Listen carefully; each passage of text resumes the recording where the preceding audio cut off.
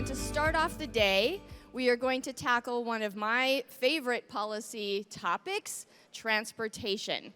It's time for me to welcome to the stage 3 of our panelists on transportation in agriculture. First up, we have David Przednowek, Assistant Vice President of Grain from CN Rail. Come on up, folks. Kenric Exner, General Manager of Multimodal Logistics and Trade Execution of Viterra, and Susan Ewart, Executive Director of the Saskatchewan Trucking Association. A round of applause for our panelists before they begin.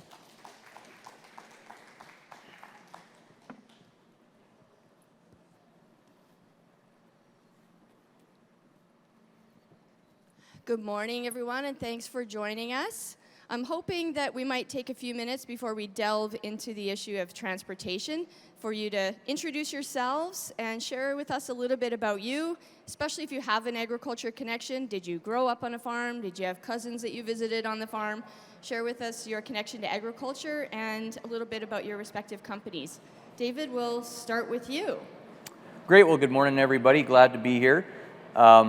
I am Assistant Vice President of Grain for CN. My responsibilities at CN, I've been there 7.5 years, and I look after all aspects of pricing grain-related carload shipments from point A to point B across Canada and the U.S. across our network. I look after our commercial car supply products. I do a lot of stakeholder engagement like this. And from a sales responsibility perspective, I have director responsibilities for most of the U.S.-based grain accounts. Think ethanol, soybean and corn processing, that sort of stuff. I come from a farm northeast of Winnipeg near Beausejour. That was a mixed farm when I was a kid, hogs, cattle, grain farm. We've been out of the business now this will be the 4th crop that I haven't been able to put in. Would have been a lot of playing in the mud this year with the way it's been so wet out in the eastern prairies. And yeah, that's me. So I've been in the grain business my whole life. I did my Bachelor and Master of Science in Ag Sciences at U of M. And I'm glad to be here this morning to talk to you about transportation. Thanks so much. Thank you. Welcome, everybody. My name's Kenric Exner. I'm the General Manager of Multimodal Logistics and Trade Execution for Viterra. I've been with Viterra and Heritage Companies for over 17 years. 15 of those years was commodity trading and merchandising, mostly malt barley, oats, rye, byproducts.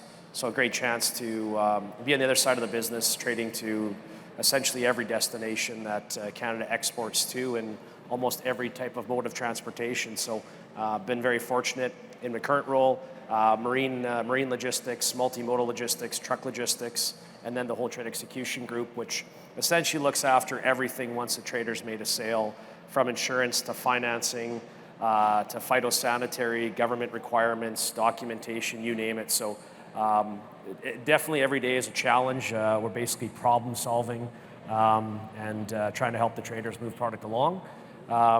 Again, born and raised in Regina, University of Regina, grad. Did not grow up on a farm, but my parents did.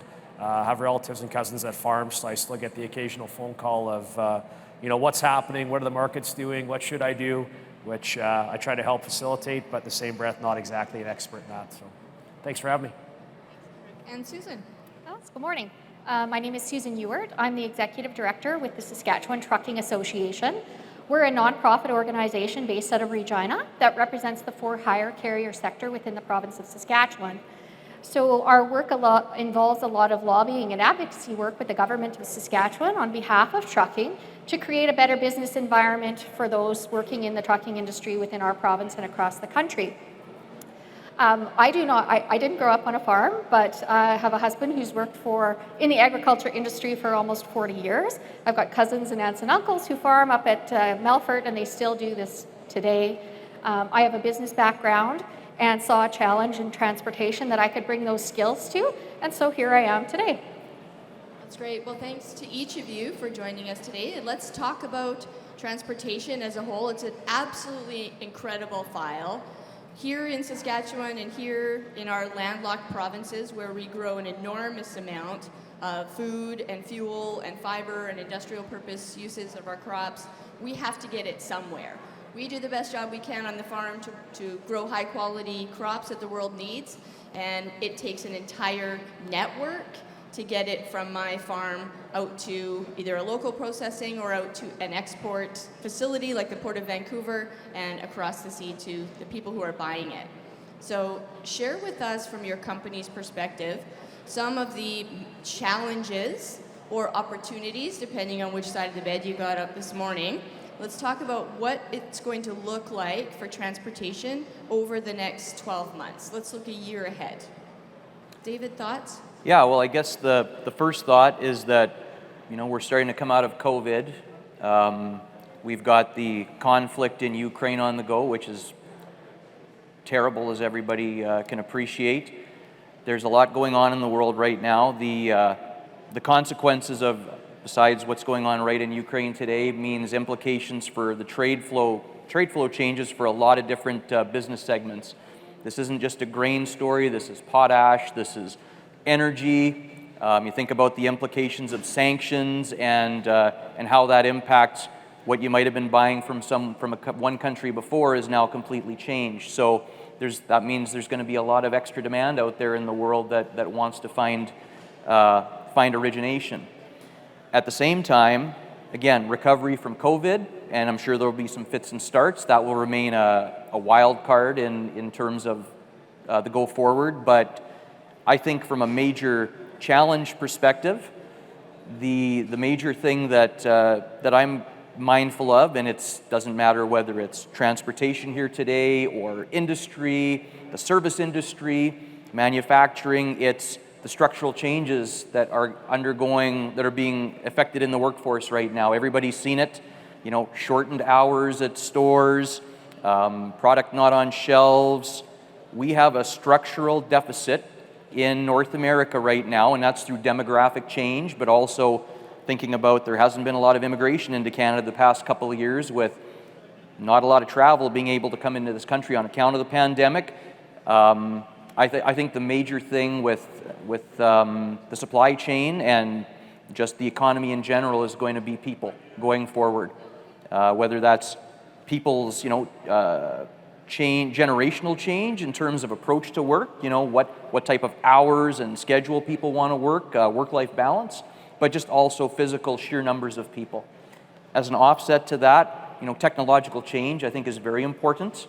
In the case of rail transportation, there's 4 factors that drive the overall amount of capacity that you have at any point in time, of which one of them is people, along with locomotives, rolling stock, and physical infrastructure. In the case of physical infrastructure, you can build stuff like adding sections of double track or adding siding so trains can pass by one another more frequently, or you can use technology.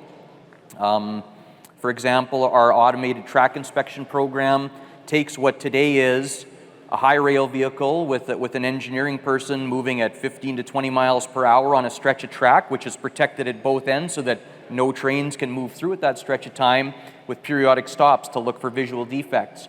If we can put special high-tech boxcars filled with all kinds of technology in there to do that at the same time and do it within the middle of a merchandise train at track speed, which can be up to 50 or 60 miles an hour, you're adding capacity to the supply chain. So the more we can do that, the more capacity we create as an offset. And we have a lot of good examples of that, making significant investments today, both in terms of the 4 factors that I described previously, but as well as technology. That's going to be very important going forward.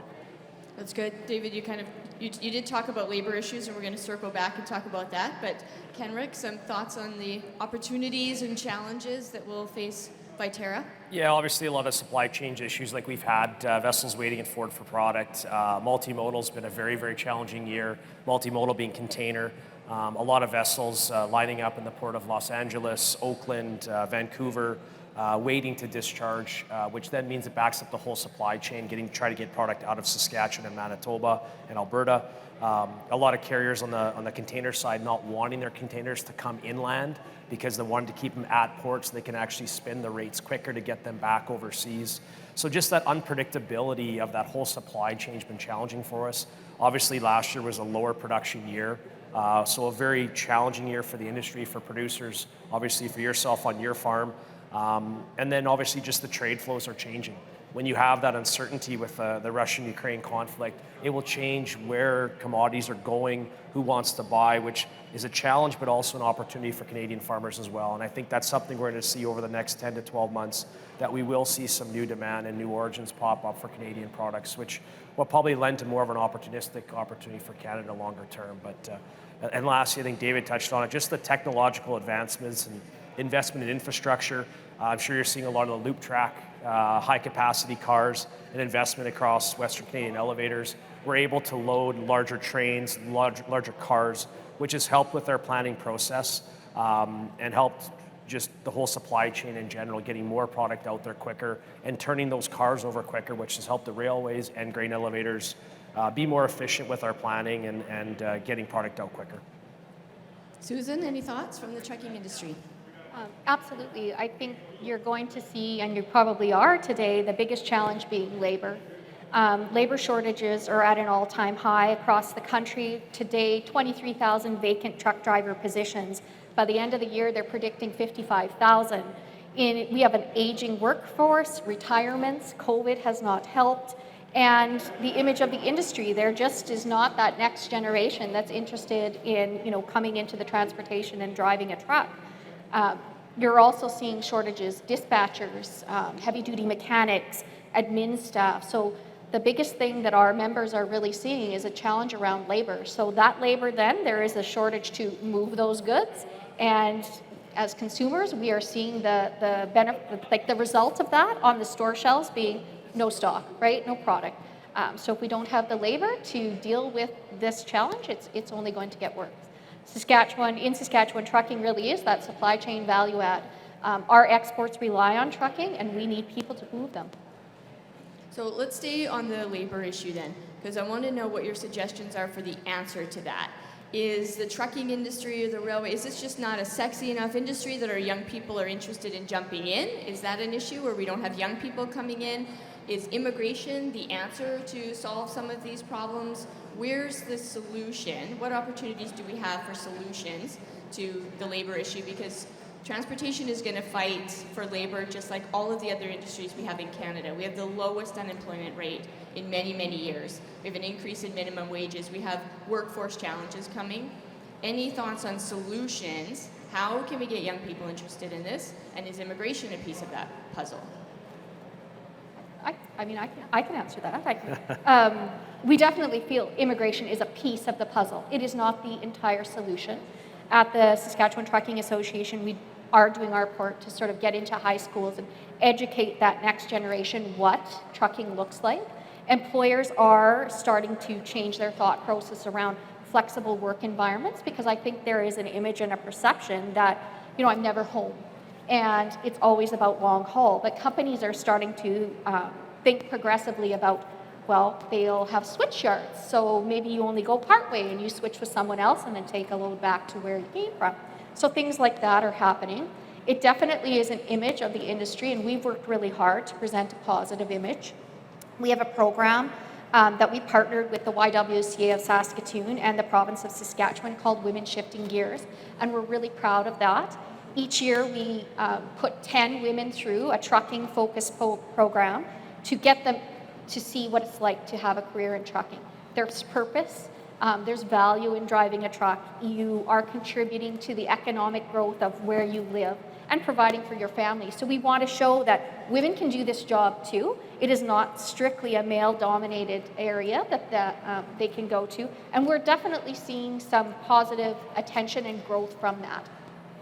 Very good. Any other thoughts?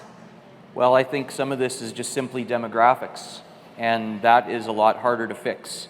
I think it's something that most companies have seen coming over time as baby boomers retire.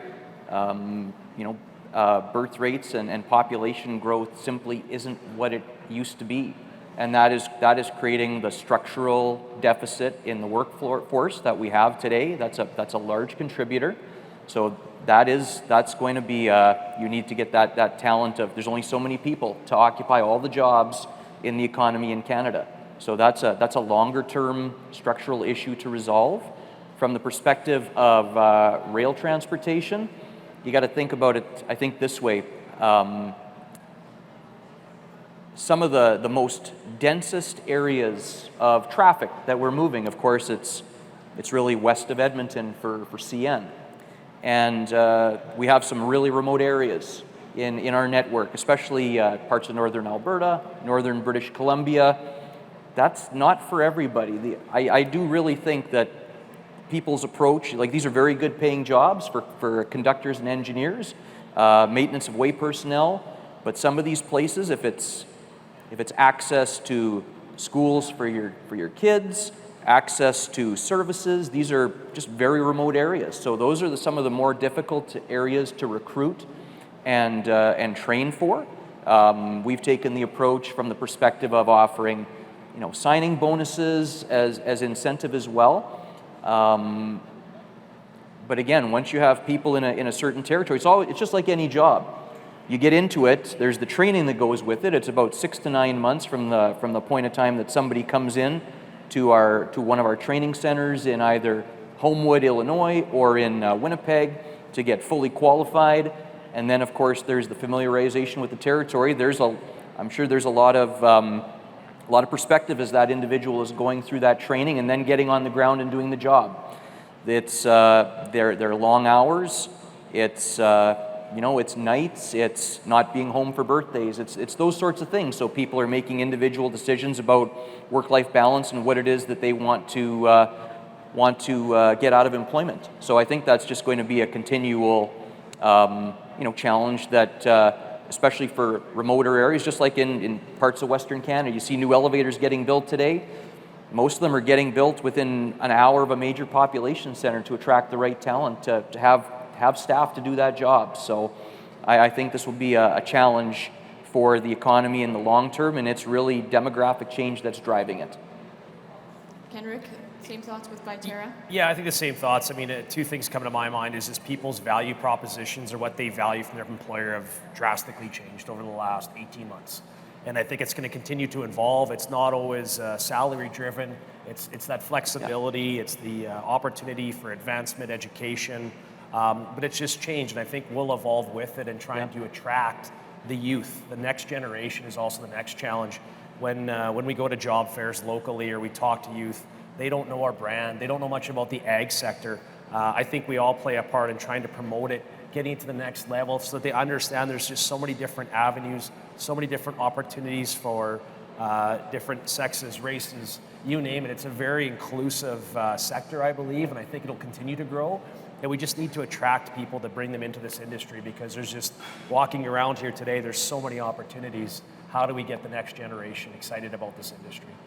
Yeah, I think it's a great opportunity for young people here in Saskatchewan, but all across Canada to get involved in the agriculture sector, and it's not maybe top of mind for them. So it's going to take some work from all of us to share with them the opportunities in the sector. You've mentioned structural deficits, David, and I think about the infrastructure investment that's required for us to capitalize on the growth opportunities that we have. So everybody right now is looking at agriculture to help the country recover from the pandemic. And we're ready to step up to the challenge. The issue I see is our infrastructure in Canada is about 10 years behind where we need to be in order to capitalize on where we are right now. And growth doesn't happen overnight, especially in transportation. So we have a federal government that is not actively engaging on infrastructure investment and how we can build this piece of the puzzle to make sure that we become reliable.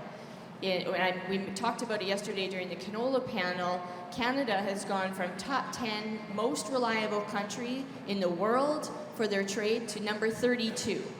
And we don't have the attention of government to help us gain that trust and that reliability. So countries aren't wanting to buy what we grow because they don't believe that we're reliable and we can actually get the product to them at the end of the day.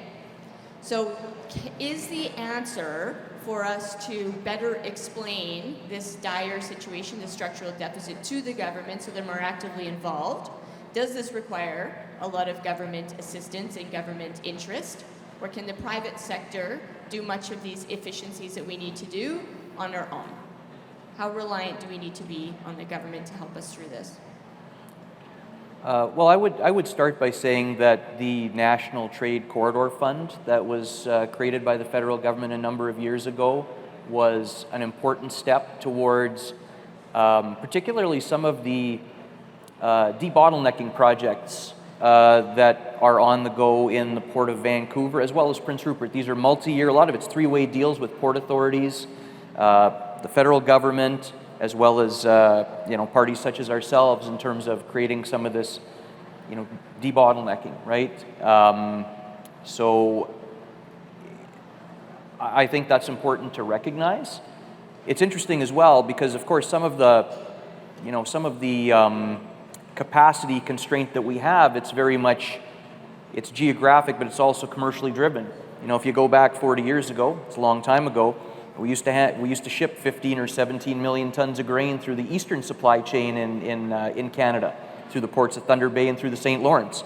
That was back in the day when the former Soviet Union and Eastern Europe and Europe were all major importers of grain. That's before we saw population growth in the Pacific Basin, but especially in a year like this, when we are going to see some pressure on the transportation system, I think it's important to recognize that there is a lot of capacity out there that goes significantly underutilized, that could be utilized to get product to market. And that's not just a grain story. That's other commodities and other rail traffic segments as well. We're heavily overbuilt in Eastern Canada and even down into the United States. So three-coast access, I guess that's one opportunity, is optionality in a market like that today. We've got Prince Rupert and Vancouver to the west. We go all the way out to Halifax and into the St. Lawrence in the east, and then down to New Orleans in the United States. So I think that's one opportunity where there's a lot of infrastructure that is in place today. It goes significantly underutilized, and in a year like this, we got to make the most of all of it. Every little bit will make a difference. So, do you have thoughts on Churchill as well? Well, Churchill, I don't know that there's any expectation this year that grain will be going through the Port of Churchill. So I think that that's more of a medium to longer term. We'll wait and see to see what happens with that.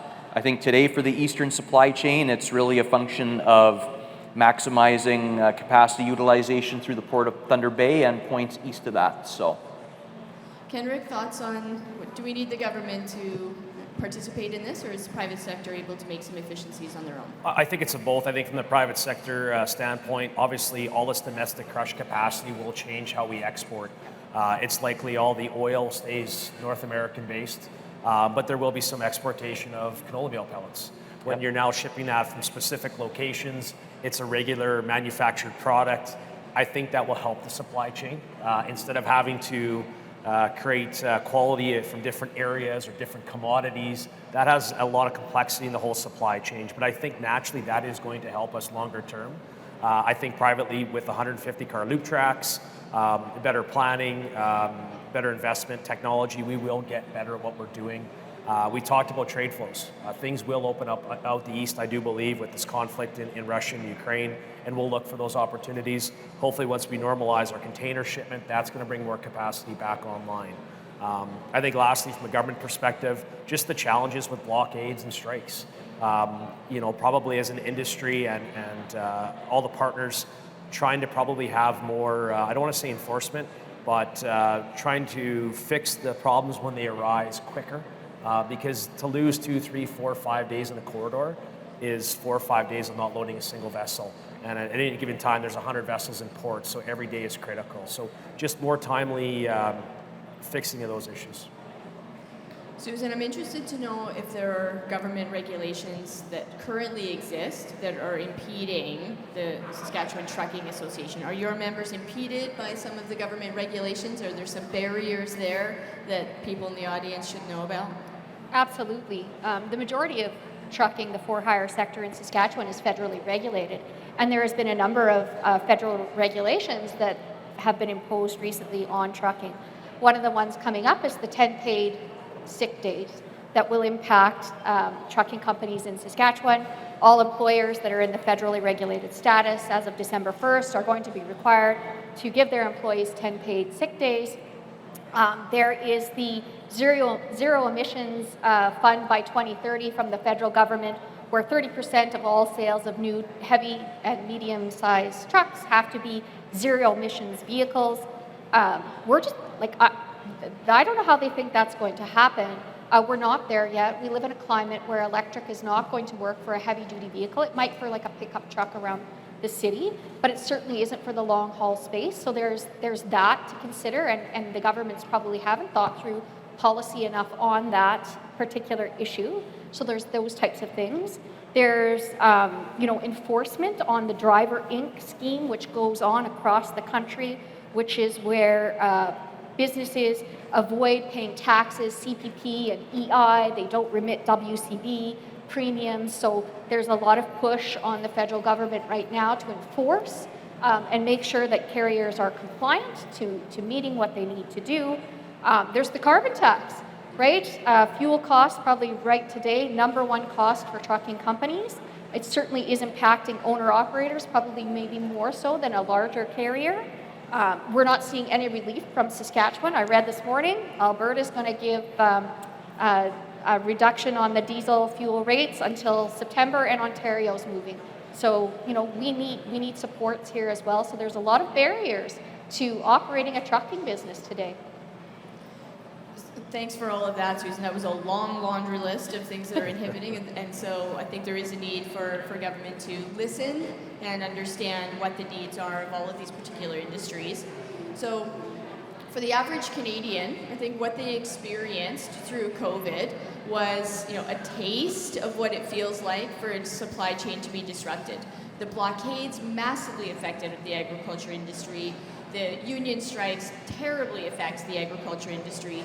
Why should the average Canadian worry about the transportation sector and the supply chain? And maybe we can fall back on the toilet paper effect that happened through COVID, where they got a little taste of what panic feels like if they can't find something on the shelves. But for the most part, Canadians still have access to all of the luxuries that we've ever had or wanted. So why now should Canadians pay more attention to the issue of transportation and maybe the infrastructure piece too? I think on a personal level, I think of quality, consistency, and cost. A good example was at a major bulk grocery store here last week, bought a watermelon. A watermelon's $14. When you actually pick up that watermelon, it weighs 10, 12, 14 pounds. You think of the sheer cost to transport that large, heavy product, the cost of that good has skyrocketed. You look at perishable goods, the quality that you're seeing isn't as good as we would have seen 24, 36 months ago. It's got a very short shelf life because of the inconsistency of the supply chain. So those are two little things that just continue that I mentioned lastly is just cost. And we're all seeing it when we fill up for gas, when we go buy consumer goods, if you need repairs to your vehicle. I think it's hitting us all at a personal level right now that we're understanding the negative impacts of the whole supply chain. Now, when you try to export goods, you mentioned it before, it's that reliability to push products out, export those Canadian products, especially from a multimodal container perspective. Just the inability of consistent supply and the cost to ship those goods is quite high. So it's a very challenging market for us. I don't know when we're really going to see the bright light or the change or turn the corner, but those are two or three things that are impacting the everyday Canadian. Well, I was going to say transportation is critical because you think about how the global economy has changed over time. I mean, if you eat it, if you wear it, if you use it, if it doesn't matter what, like think about the goods in your house, the, what you drive, all of these things require transportation to get it somewhere. And that's why it's important. It's just not a matter of producing it. A lot of what we consume comes from overseas.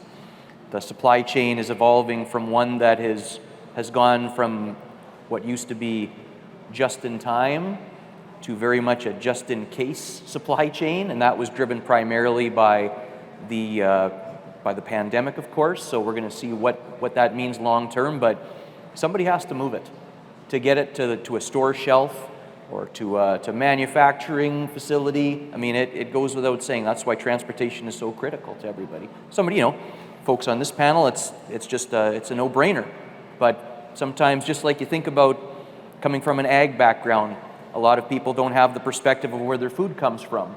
It's the same here with understanding that somebody has to move it to actually get it to a store shelf or to the point of sale destination. So. Yeah, a lot of the conversations that I've had with fellow Canadians over the past couple of years, their suggestion to the issue is to buy local. And I'm a huge proponent of buying anything with a Canadian flag on it or a Saskatchewan flag on it. But the reality is, in the story that we haven't done a great job of telling, is that this country, our economy cannot survive on buy local. We're just not prepared for that. There's 35 million people in the country, and we grow far more, even just on the agriculture side, we certainly grow far more than our domestic consumption could ever dream of alleviating. Will the buy local sentiment ever impact our need for infrastructure changes and transportation? Well, again, I go to the crush plant example. You guys touched on it yesterday, I believe. Adding 7 million tons of domestic crush means more products going to end up local. Again, the canola seed's coming, it's grown locally, the oil will be consumed in North America. Yes, the meal has to be shipped out, but it's not just the canola industry in general, it's the pea fractionation, it's the oat processing, it's the wheat milling. I think we're seeing a lot of the processing industry in Canada as a general is increasing its capacity as a whole, and obviously consuming locally grown products and hopefully consuming those here and abroad. But I think from an infrastructure perspective, it's actually happening already. I mean, I think they said it quite well. I mean, I think it's pretty hard. We live in a climate too that can't grow continuously, and I mean, Saskatchewan, I do know, feeds the world with canola, and so trucking is very important to those exports as well. But I don't think that we produce probably what is required. I don't think the consumer recognizes that those costs are imparted onto them at the end of the day, and we need to make sure that they understand that. Yeah, well, the reality is we have grown accustomed to the variety. Mm-hmm. There's no bananas can grow in my backyard. Right. I'd like to have strawberries in the middle of winter, and this, mom who drives her kids around every which way can't survive without coffee, and there's no coffee beans grown in Canada. So I happen to think that trade and the trade story is the best story we could tell right now. There are 2 microphones, so by all means, if anybody has any questions, please jump in. We'd be happy to hear some of your questions or concerns. So a question back to the 3 of you. Well, for the most part, the trucking industry and the railway, you have more customers than just agriculture. So share with us the priority that agriculture has within your company. We're always fighting, for access to space on the railways and access to space in the trucking industry. How important is agriculture to the railways and to the trucking industry? Well, I'll start by just looking at it from the perspective of the mix of traffic that CN moves as a company overall. We don't really, as a percentage of our overall book of business, there isn't one business segment that really stands out where that's the lion's share of the business that we move. Of course, we have to consider all customers' traffic when it comes to that being offered up to us for transport, of course.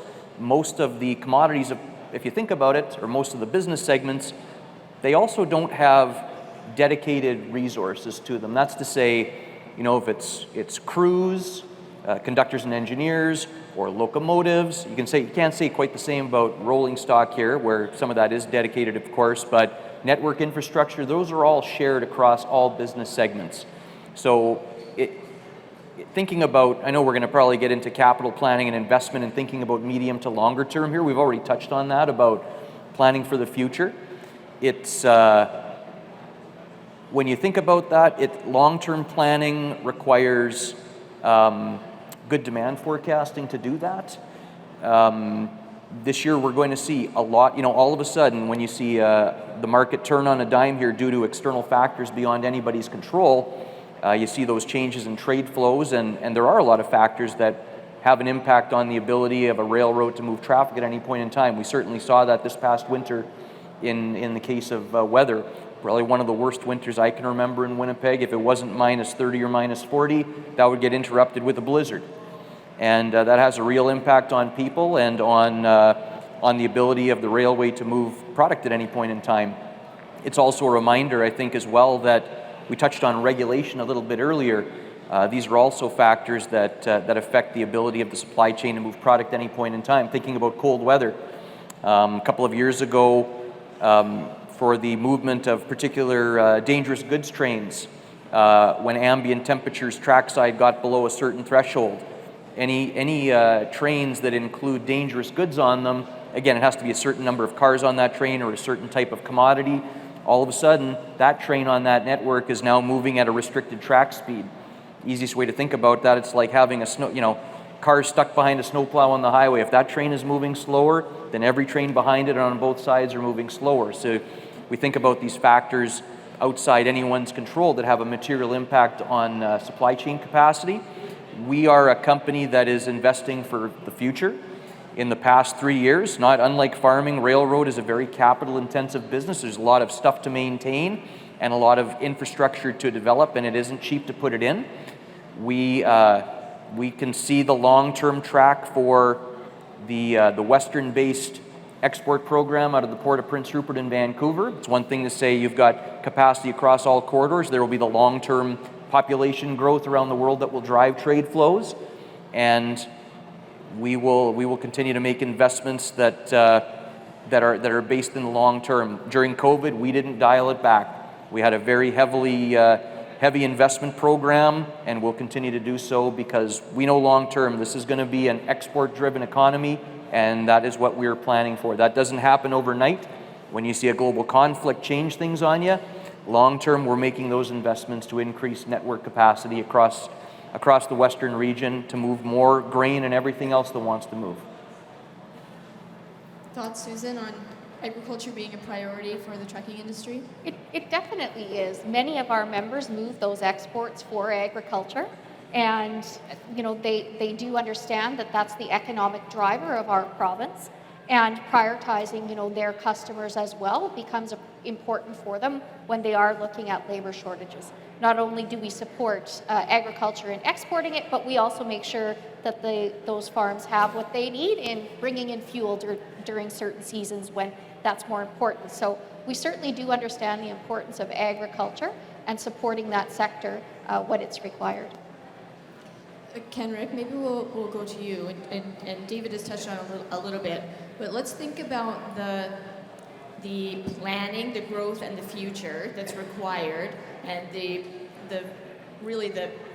crystal ball that you need to have to put your money where you need to prepare for the growth that's coming. So what's Viterra's plan for major growth that's coming in the industry? We've had the canola crush announcement. What else is coming our way? Well, I think, we're looking at all opportunities, and any opportunities, you're looking at different trends, consumer demand, international demand. So for us, it's many different meetings, many different discussions, many different opportunities with many different partners.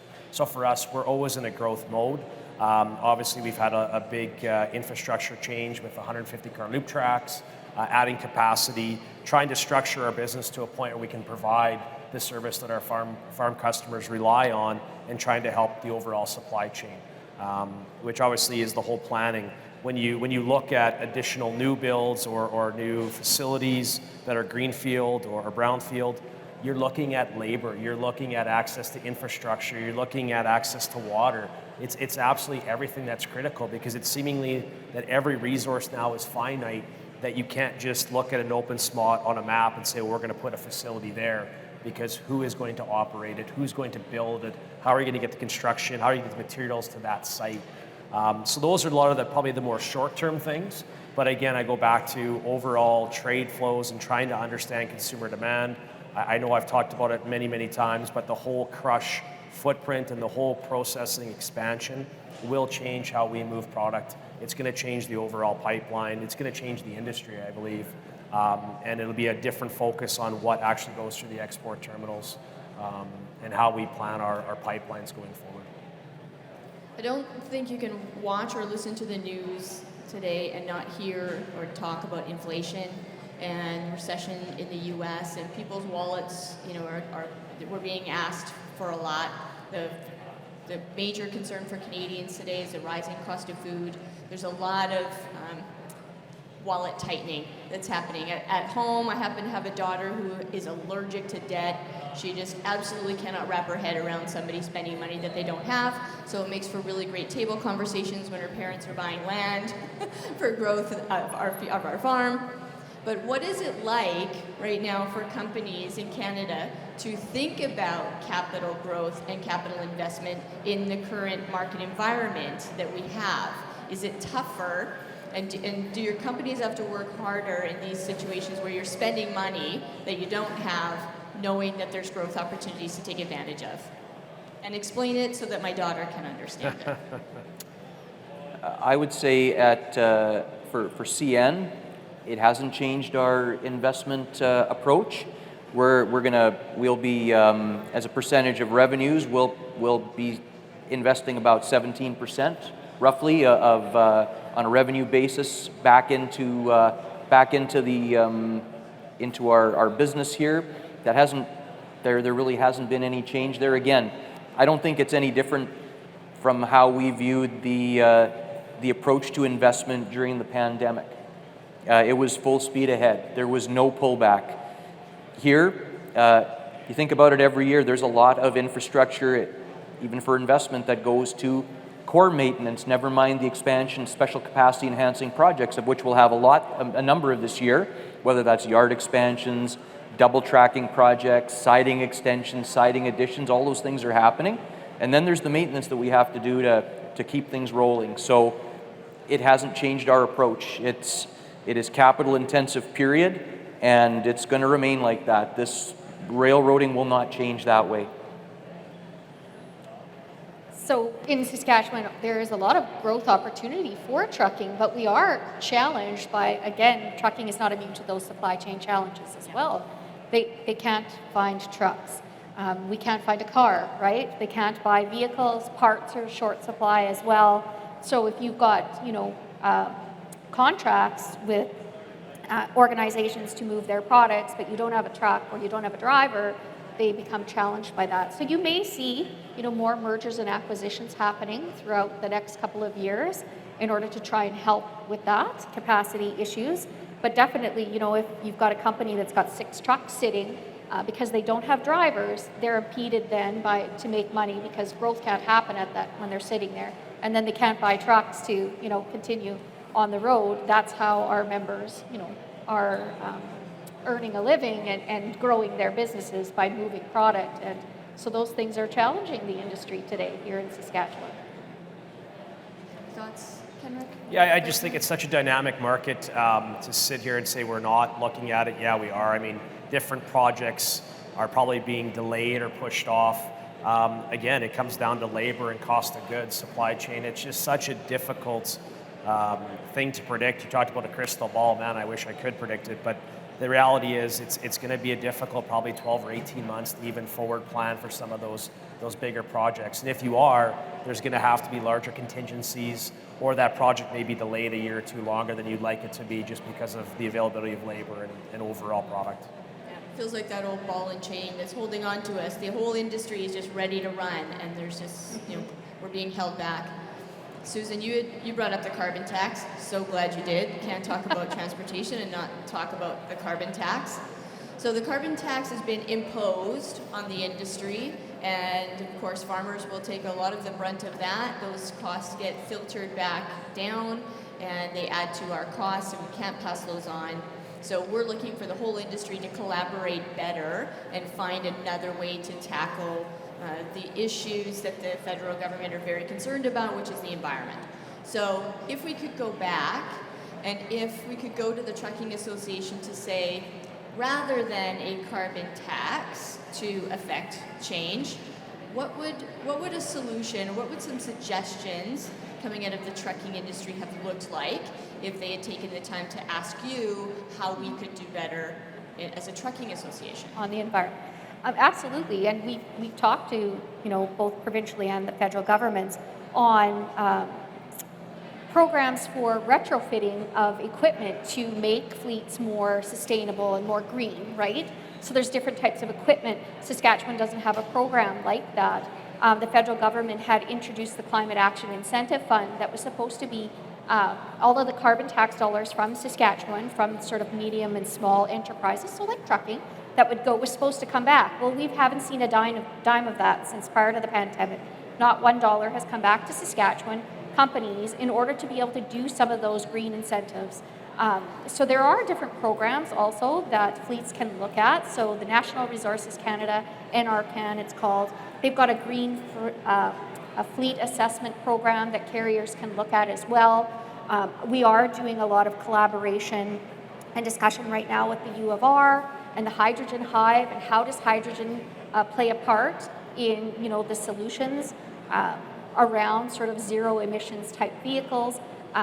Today, like trucking wants to do their part as well. They want to participate in environmental changes as well. But today, diesel is the fuel of choice. There is no option for them.